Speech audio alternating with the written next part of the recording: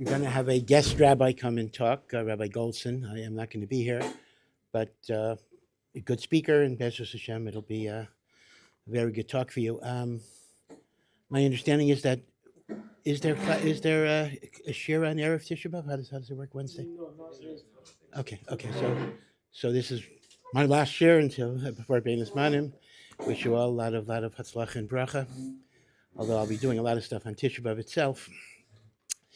If chas v'shalom we don't have the Beis Hamikdash, if we have the Beis Hamikdash, I'm not sure what my job will be, but it's not going to be important under those circumstances. So, anyway, we are learning the book of Ezra, but I digressed a lot to talk about the takanos of Ezra, and we were talking about the Anshe Knesset Hagdola and the takana that they made about Shmona Esrei and about Tefillah, and we had spent a long time talking about that. So here I just want to be mamshech on the point that we ended last week, and that is the machlokas, the Rambam and the Ramban, regarding the mitzvah of Tefillah. It is the shita of the Rambam that there's a chiyuv d'oraisa every single day to turn to HaKadosh Baruch Hu in prayer. And this is derived from the pasuk in Shema, Uli'avdo b'chol levavchem, you must serve Hashem with all of your heart. And the Sifri says, Ezo hi avoda shebalev. What is the avoda of the heart? Zu tefillah. This is the Sifri. So based on the Sifri, the Rambam actually counts the obligation to daven every day to Hashem as a mitzvah d'oraisa.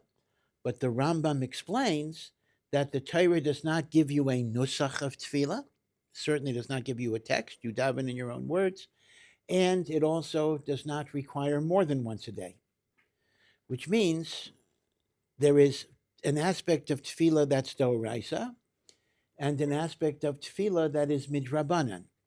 The idea of davening to Hashem is a chiyuv d'oraisa, but the fact that it's in a nusach of Shmona Esrei, and the fact that it's Shachris, Mincha, Mariv is a machlokes, it's not a chiyuv, but certainly Shachris and Mincha, that is midrabanan. This is the shita of the Rambam, which does mean, according to the Rambam, that when you are doing your tefillah, at least your first tefillah of the day, you're makayim a mitzvah d'oraisa of liavdo b'chol levavchem, assuming, of course, you're doing it avodah shebalev. Now, the Ramban is cholek on this. The Ramban actually says that even though there's a mitzvah d'oraisa to say the Shema, now remember, Shema is not tefillah, you understand that.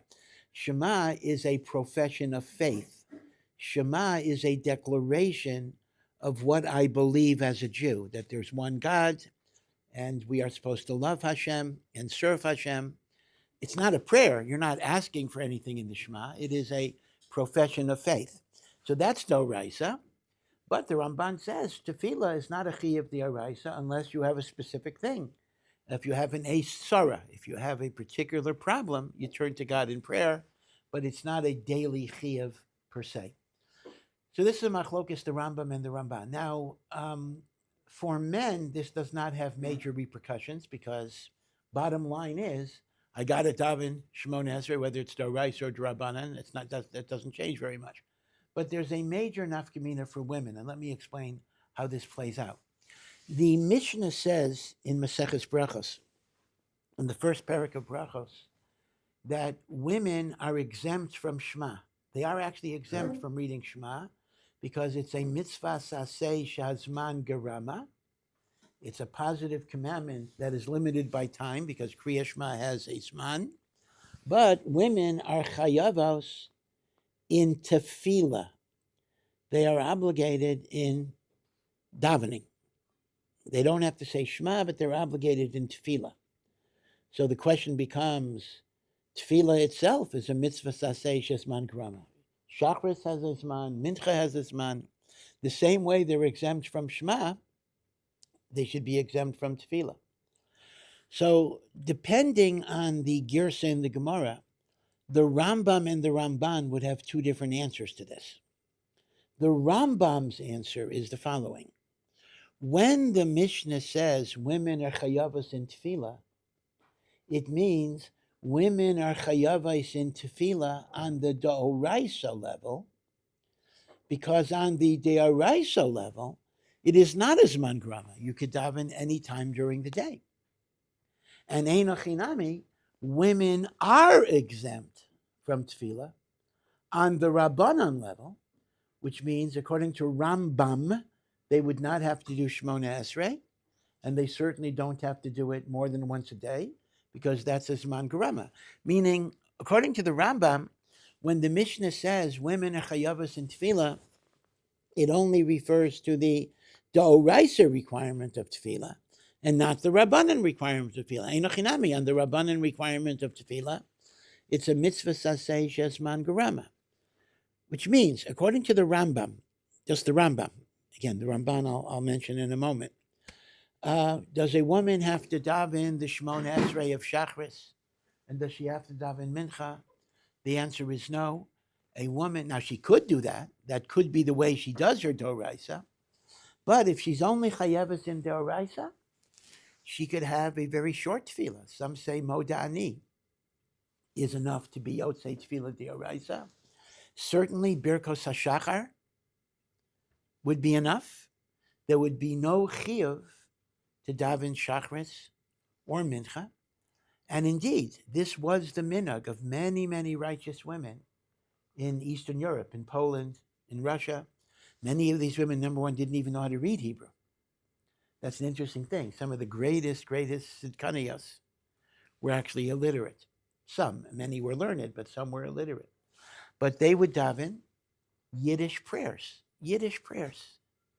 short Yiddish prayers. And of course, they would like to daven the whole day. They would be constantly talking to God. And these are called techinas. Like the Hebrew word is techinot, supplications. In Yiddish, it's called techinas. And there are books of techinas now, including with English translations and the like. And this was the prayer of many, many women in Eastern Europe, many righteous women in Eastern Europe. And the halachic basis for that prayer would be the Shitas HaRambam. Now, Ramban cannot learn that way. Right? The Rambam says women are chayavos in tefillah d'oraisa, but they're not chayavos in tefillah midrabanan. According to the Ramban, there is no d'oraisa level. There is only one chayav rabbanan of tefillah, and that hits you all at once. They gave you a chayav to daven, they gave you a nusach to daven, and they gave you a zman to daven. You don't have different levels of this. So if that's the case, the Mishnah actually says women are chayavais in the tefillah midrabanan.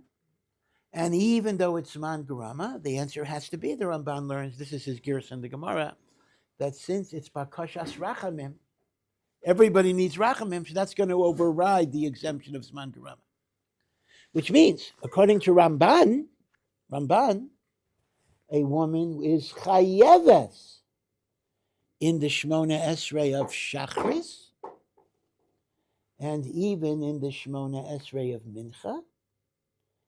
Technically not Ma'ariv, because even for a man, Ma'ariv was optional, only became a minhag. Women didn't accept that minhag. But at least Shachris and Mincha. Which means this is a very big nafkamina. According to the Rambam, a woman's chiyuv of davening is a single short techina. According to Ramban, a woman's chiyuv of davening would be two full Shmona Esreis, Shachris, and Mincha, although she is exempt from Kriya Shema and the brachas of Kriya Shema, because that is a Zman Garama. So, in Eastern Europe, the minhag of many, many Nashim Sidkaniyos, although they didn't articulate that they were following the Rambam, was to follow the Rambam and only be Yesei with Techinas. But in recent decades, the standard Beis Yaakov Chinuch does instruct girls to daven Shachris and Mincha. That's what will be taught. But it is a machlokas, and even today, if you have a young mother with children, and it would be very difficult to separate the time for a Shachris and a Mincha, even today, they will be advised to follow the Rambam and say a Techina or Birchat HaShachar, or even daven one Shemona Esrei, because the one Shemona Esrei can be your techina. You see, so you're not fulfilling the Ramban's shita of Shachris Mincha, but you are fulfilling the techina shita because Shemona Esrei itself can be the techina. So there are many, many different views about this. The Mishnah Berurah, la halacha is machriya l'chumra, that a girl should daven Shachris and Mincha unless she has raising children responsibilities. But I think it's recorded that Chavetz Chaim's own mother did not daven a Shachris and Mincha. The Chavetz Chaim's own mother daven techinas, which was very, very common. Maybe because they were children. Who knows exactly what the reason was. Yeah. Are there any parameters to techina? Do you have to be sort of any sort of structure? So that's really a machlokas. That's a machlokas gufa within the Rambam. Is there any structure to the techina? So some do say that even when you're following the Rambam and doing a techina, the alma, the techina structurally has to resemble the three parts of the Amida, which is praise, request, and gratitude. So it can be very short. You could say, Hashem, you are the king of the world. Please give me a good day, and I'm so grateful for you. But you have to have those three elements. So some do say that even your techina has to have those three elements. Others say no, the techina can be whatever you want it to be. It doesn't even have to have those three elements. Okay, so what's interesting is this has a major repercussion. What is a woman's chiyuv of tefillah? Now, let me show you another area where this can become very complicated, and the actual halachas are more detailed than I can actually go into right now, and that is the issue of Kiddush Shabbos morning. We know that men and women are chayav in Kiddush Friday night and Shabbos day. We also know that as soon as you're chayav in Kiddush, you're not allowed to eat anything until you make Kiddush. So here's the question. Let's take a man first, and then we'll see the problem with the woman. A man gets up in the morning. A man is going to go to shul. Now, even without Kiddush, even during the week, you're not allowed to eat before you go to shul. But you are allowed to have water and whatever different shitas. You're allowed to have coffee. Let's say you're allowed to have tea. So the question is, okay, I can have coffee, tea, water before davening, but do I have to make Kiddush before I have that? So the answer is no, because you're not chayav in Kiddush until you davened Shachris. So until I daven Shachris, the only problem I have is eating before davening, and that doesn't apply to, let's say, coffee, tea, water. Once I daven Shachris, the law is going to be stricter, because once I daven Shachris, let's assume these Kiddush clubs, they want to eat something before Musaf or before Torah laning. Once you daven Shachris, you're chayav in Kiddush. Once you're chayav in Kiddush, you cannot even drink water until you make Kiddush. So you understand, right, by a man, how this works. Until I daven Shachris, I can eat whatever you can eat before davening. So let's say, just for illustration, coffee, tea, water. Once I daven Shachris, I have a chovas Kiddush. Once I have a chovas Kiddush, I cannot eat anything until I make Kiddush. If I want to eat after Shachris, for example, we do this one day a year. We do this on Rosh Hashanah. Right, on Rosh Hashanah, so we have Shachris, Torah reading, and then before Tekiyas Shofar, we eat something. But you'll notice, before we eat, we make Kiddush. Because once you daven Shachris, you're chayiv in Kiddush. Okay, so now let's apply this rule to a woman and see how this carries out. Before a woman davens, she's just like a man. She can have coffee, tea, water. Once she davens Shachris, she's chayeves in Kiddush. But what's her definition of davening Shachris? According to the Rambam, if she said a techina, she was yotzei Shachris. I mean, let's say morning brachas. If a man said morning brachas before he went to shul, he would still be allowed to drink coffee, tea, water.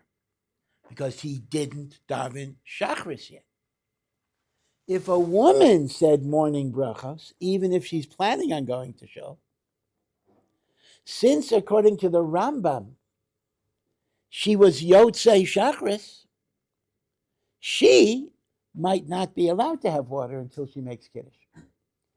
Which means the Rambam's leniency can actually turn into a chumrah. The Rambam is Mekel, that she's Yotzei Tefillah with a Techina, but that could lead to a chumrah that her chiyuv of Kiddush is created earlier. Interesting point. Now again, this is how we paskin halacha l'maisa is very complicated here because many say that if she's planning on going to shul and davening shachris, even though technically she could have been yotzei, it's ki'ilu she was mechaven not to be yotzei. So l'maisa, this theoretical chumrah usually does not materialize, but theoretically it might. Meaning, if clearly, if this was going to be her only davening, then einochinami, she could not eat before Kiddush.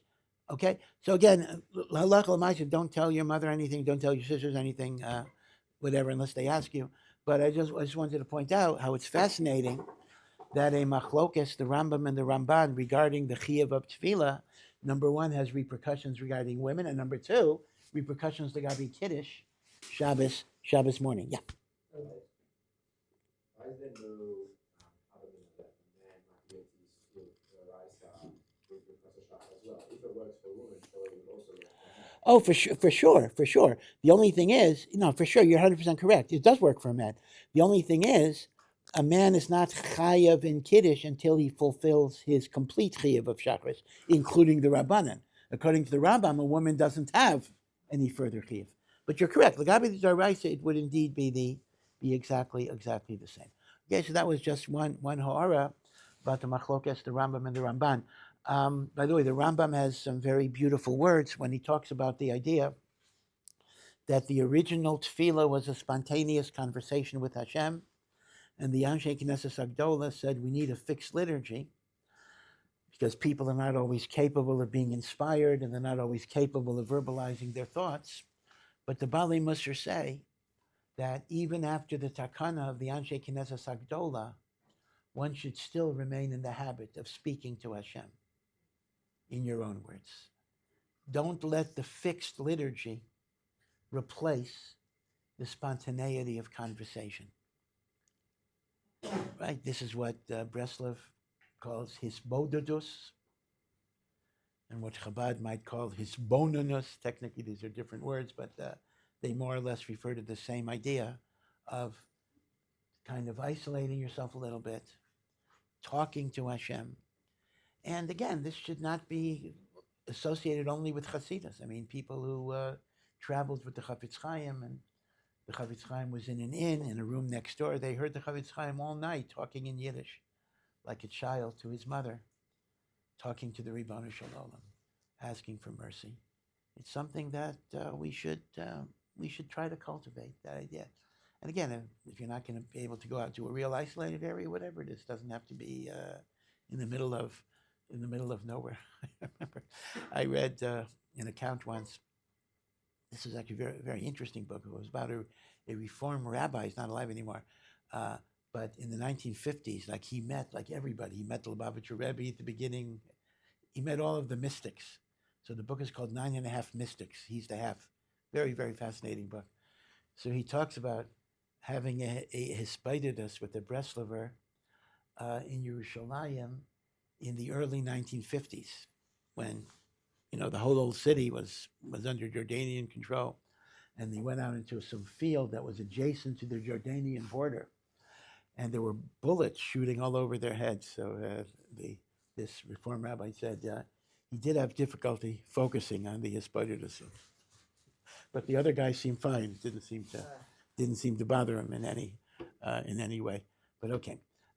So now there's another aspect I want to talk about that's actually very Nogeya Tisha B'Av. And let me first give you a little halachic, I think it's on the sheets that you have anyway, but it's a little practical halachic background. We know that the Beis HaMikdash was set on fire the late afternoon of Tisha B'Av. and most of the destruction took place on the 10th of Av. And in fact, in the Gemara, there's a statement of Rav Yochanan and Amira that if he would have been around at the time of the Chorban, he would have made the fast on the 10th of Av rather than the 9th of Av, because the Iker Serefas Beis HaMikdash was on the 10th of Av. We do it on the 9th of Av because that's the beginning of the Chorbans. That's more shocking to us. By the time it progresses, we get used to it a little bit. Now, based on this principle, though, that the Iker Chorban is on the 10th of Av, so the general rule is that even after the 9th of Av is over, we still keep some of the restrictions of the 9 days until the next day, Chatzos. So the normal example would be eating meat and drinking wine. You normally don't do until Chatzos of the next day. Laundry, you don't do until Chatzos of the next day. Washing and haircutting, you don't do until Chatzos of the next day. So in a normal year, this year will be a little different. In a normal year, all of the restrictions of the 9 days remain in effect until Chatzos the next day. Now, there is, however, a Yotze Min HaKlal when Tisha B'Av is Thursday and the next day is Friday, and you need to prepare L'Chavod Shabbos. So in such a situation, some of the restrictions come off a little earlier to give you time for Kavod Shabbos. And it's a little peculiar, though, because they break up into different groups. Laundry, you're allowed to do immediately after the fast.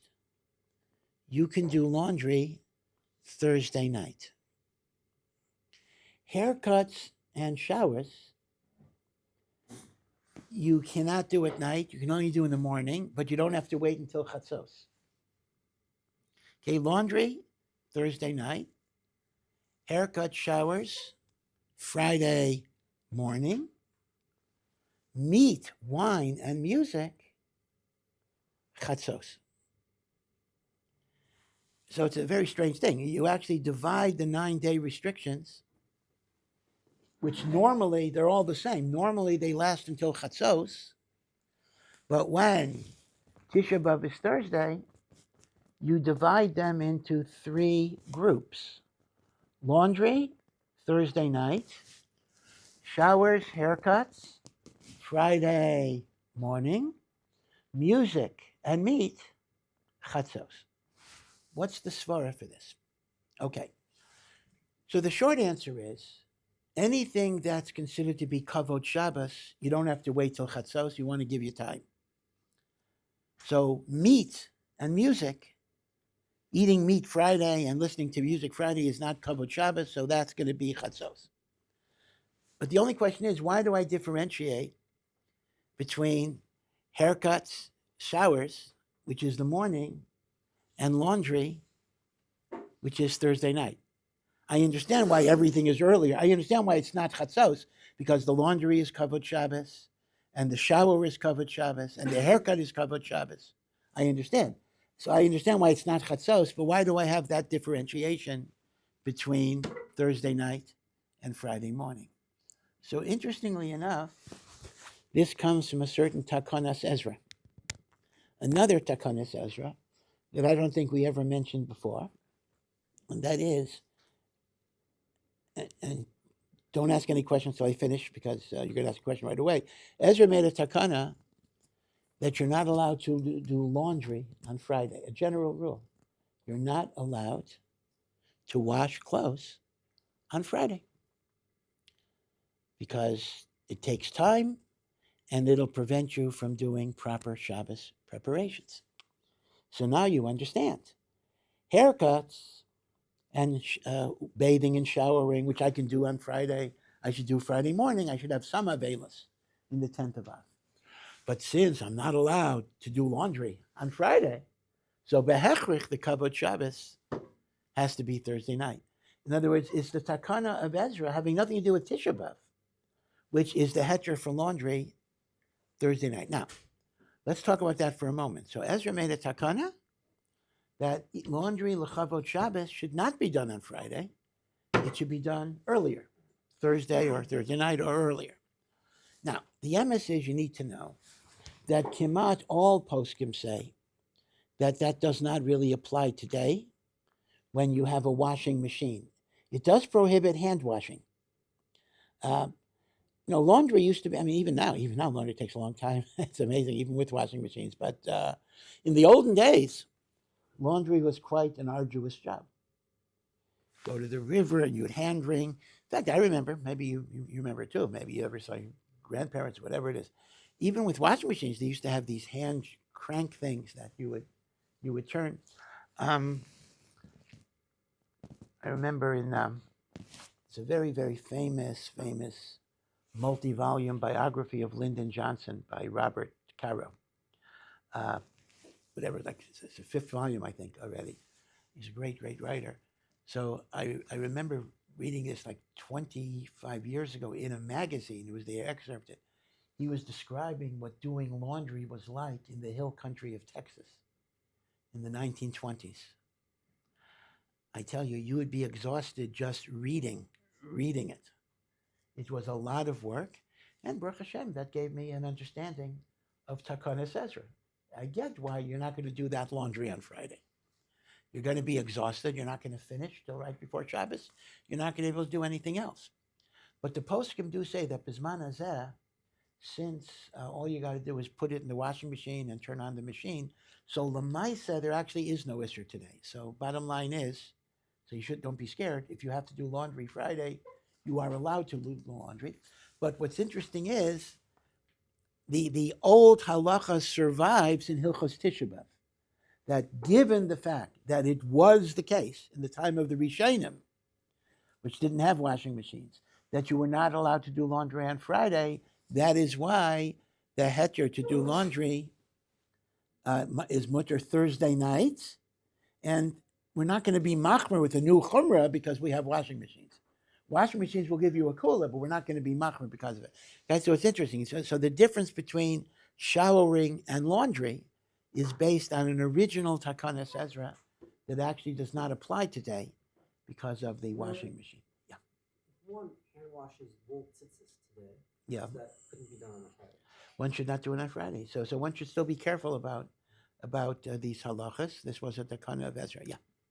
So you can wash your clothes in the night of Erev Tisha B'Av? No, not Erev Tisha, Motzei Tisha B'Av, meaning Tisha B'Av is Thursday, right? Yeah.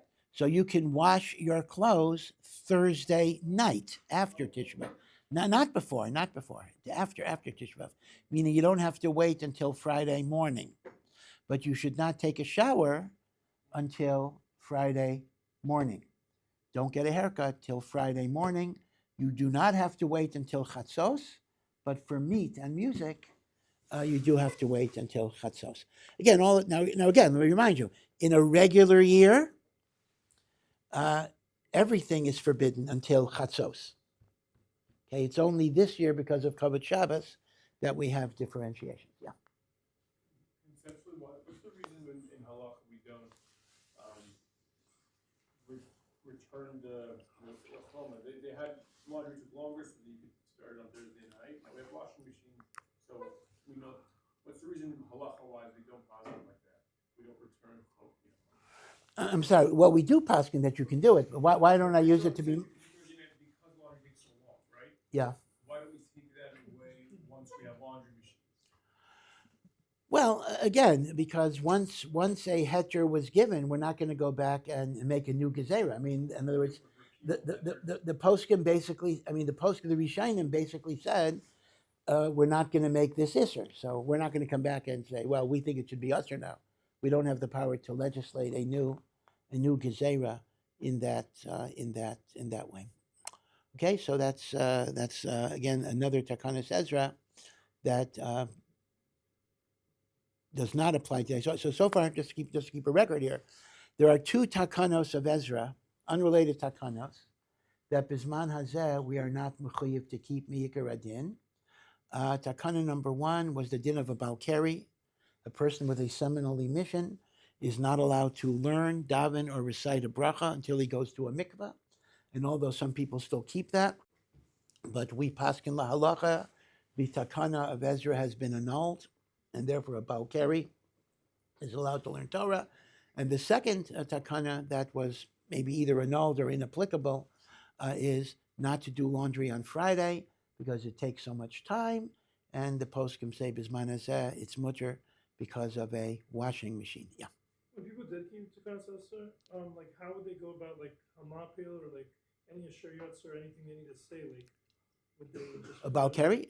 Yeah, like when people did keep it, like how would a Balkari go about that? Well, keep in mind, you're raising a problem of Asher Yatzar. I mean, the Mishnah says they didn't even say Kriya Shema. That's Right. the So Oraisa, they was and they would be Yotzei Behirhor. They would think the words. A Balkari is allowed to be Maharher, and even though when you're able to talk, you're not Yotzei with Hirhor, but a Balkari who is not allowed to say the brachos, he would be Maharher Belibo. So the same thing would be true with all of the brachos. He would be Maharher. Yeah. Can I wash my bed sheets on Friday? You're talking about generally? No, well, this Friday. Yeah. Well, why not? In other words, we say that laundry is permitted Thursday night and Friday, and Friday it's also permitted because you have a washing machine. Do you wash them in a washing machine or hand wash them? Yeah. So that's what we're saying.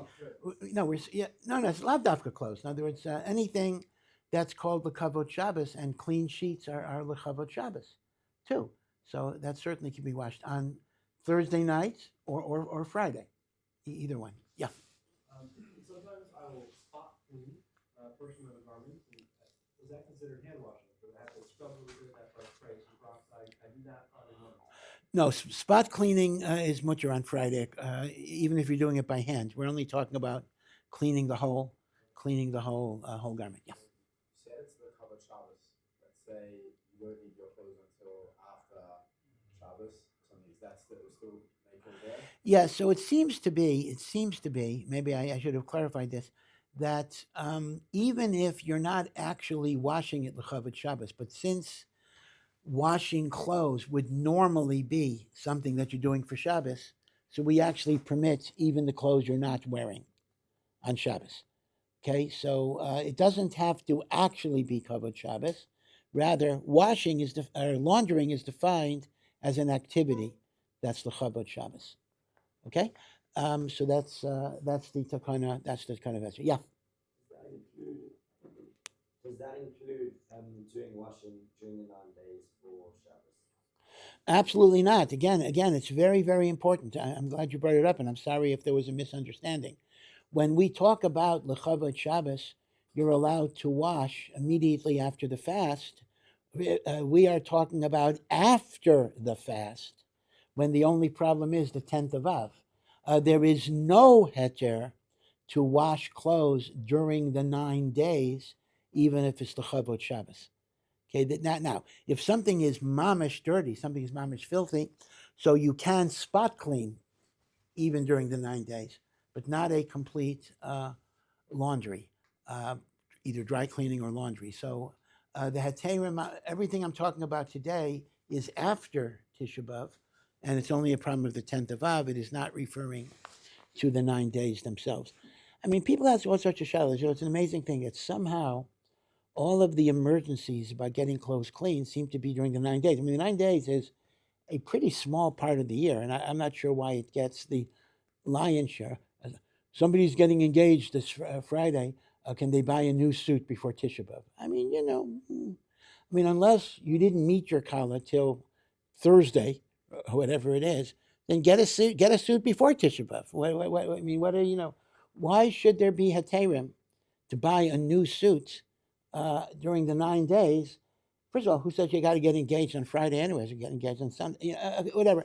These are made up I don't want to be harsh, but these are made up emergency shilas that are looking for heterim that don't have to exist.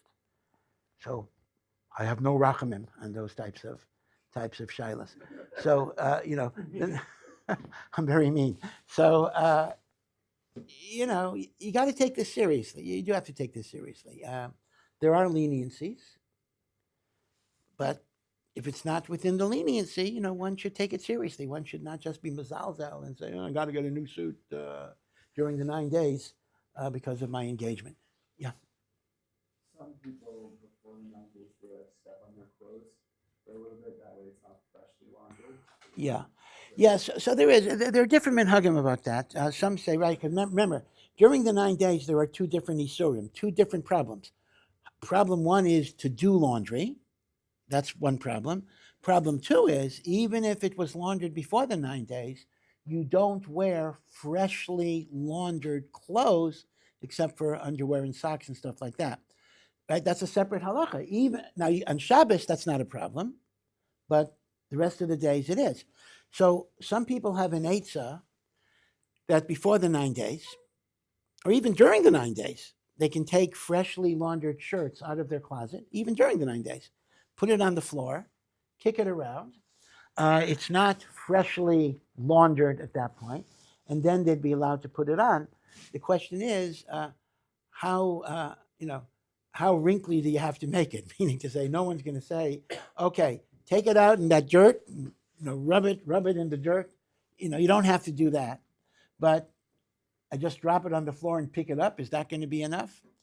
So some do say that you have to kick it around so it gets somewhat wrinkled, even though it doesn't have to get dirty. And then it's no longer freshly laundered, and then you'd be allowed to wear it. And you can do that before the 9 days, or you can do that during the 9 days. Are you allowed to steam or iron it after you've done that during the 9 days? No. Does that count as laundry? No, that'll be counted as that's kind of undoes what you did. So you cannot do that. Now another eitzah that people might have, although there's a shaila of hachana, is on Shabbos you're allowed to wear freshly laundered clothes. So the question becomes, can I change my shirt? Let's assume everything is a white shirt. Can I change my shirts 5 times on Shabbos? So that way, I take 5 freshly laundered shirts from the closet. I wear each shirt for 3 minutes, and then I put it back, and now I have shirts for the next 5 days or whatever, 9 shirts. What can I do that? So some say that's an eitzah too. Other people say no, because you're essentially preparing on Shabbos for the weekday. Others say no. Every time you put on a new fresh shirt, even though it is for hachana purposes, but it's also a kavod Shabbos. Okay, so there are. So these are the two eitzahs. One is put it on the floor and kick it around for a while, and the other is change your shirts on Shabbos. Now, some people even want to say put on several shirts at once, but I think that's much more big problematic because that's not such a kavod Shabbos thing. That's clearly hachana, meaning if I just change my shirt and I'm wearing a clean shirt 5 times, one could call that honoring Shabbos. If I put on 5 shirts, it looks a little bizarre. So that's not honoring Shabbos. That's clearly hachana. So if you're going to follow this heter, you should put on the shirt sequentially in that way. I'm sorry, someone had a hand up? Yeah. Can one acquire hefker clothing during the 9 days? Can one acquire what? Hefker clothing. So you're allowed to acquire hefker clothing, well, let me give you an analogy.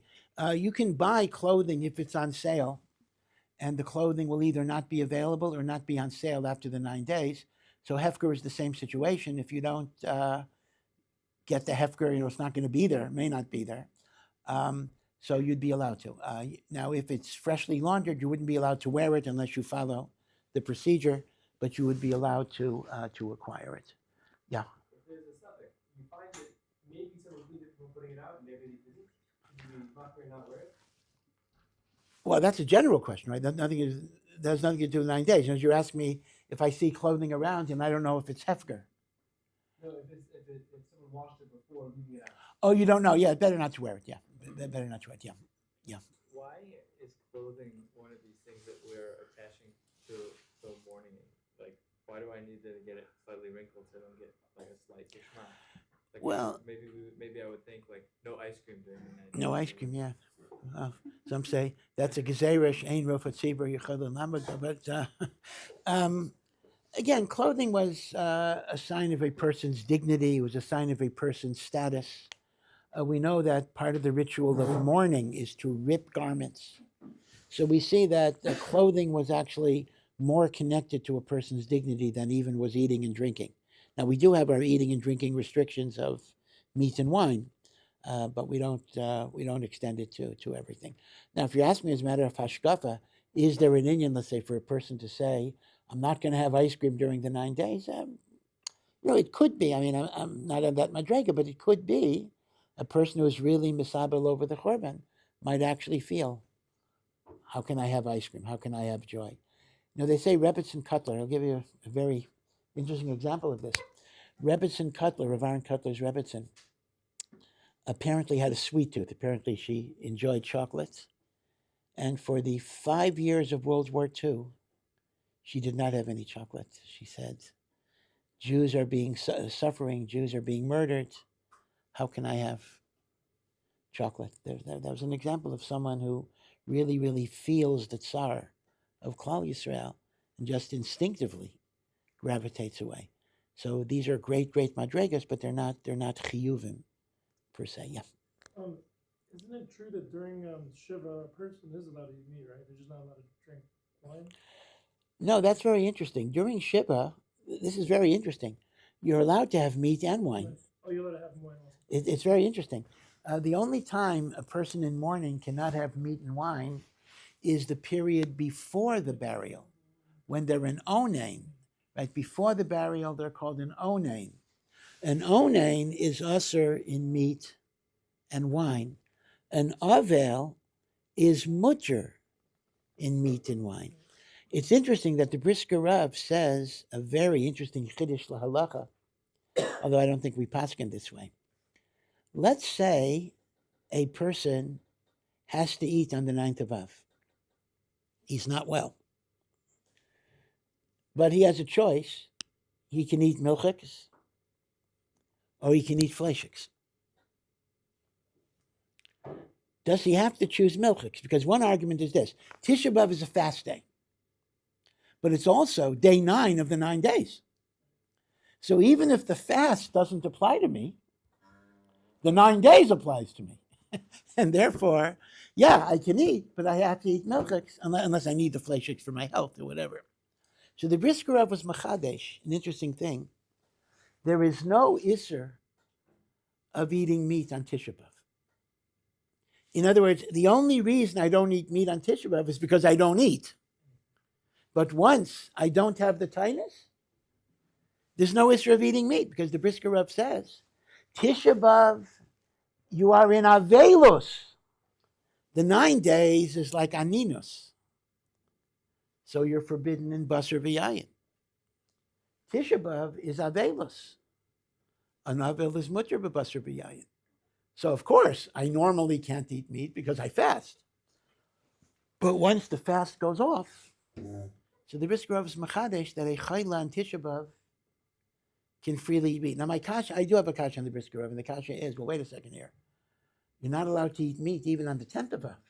So how can you say that Tisha B'Av will be more lenient? What, I can eat meat on the 10th of Av and the 9th of Av, and then I got to stop on the 10th of Av. That's very, very difficult. But as I said, the Brisker Rav, yeah. Is there a shot that maybe the reason that we don't eat meat during the 9 days has more to do with the stopping of the offerings than Avelus? Is it? We think of a lot of the restrictions come from Avelus, like laundering, showers, all this kind of stuff. But is the meat? It seems like the meat's not related to Avelus, isn't it? Maybe it's something unique to the 9 days. Because we don't have korbanos. Yeah, the Gemara says in Baba Basra that when the Beis HaMikdash was destroyed, there were people who said, we can never eat meat again because there are no korbanos. So the Chachamim basically said, well, then you can never have water again because there's no Nisuch HaMayim. You can never have bread again because there's no Lechem Apanim. Elamai, you got to go on. You don't restrict your life legamri, because if you're going to say whatever we lost with the Beis HaMikdash we can't do, then you can't have water, you can't have anything. So, but you are correct. That would indicate that not eating meat is connected to the korbanos, which would add, again, another ha'ara on the Brisker Rav that even on Tisha B'Av you should not eat meat, even if you have to eat. Yeah. Like if somebody's the Avelos goes at first, like we're in Avelos, and then we have the 7 days of Shiva, and then Shoishim, and then for the Korban Beis Hamikdash, it's actually reversed. Okay. Advisor that in all Avelos, it goes that way, but by the Beis Hamikdash, we do it the other way around. Okay, so very good. So, Mir Hashem, if you're going to be here Tisha B'Av, I'll talk. That's what I'm going to talk about it. That very question I'm going to talk about. So I don't want to give away what I'm going to say. Okay, alrighty. So be well, Be'ez Hashem. We still have the possibility to be Zeicha to Binyan Beis Hamikdash, and this is a very serious thing. If Chas v'Shalom we're not going to be Zeicha this year, may this be the very last Tisha B'Av of Avelos and Sar. And as the Navi Zechariah promises us, this day shall be a day of Sasain and Simcha. Thank you for listening to this Ohr Somayach production. To find out more and to partner in our mission, please visit ohr.edu.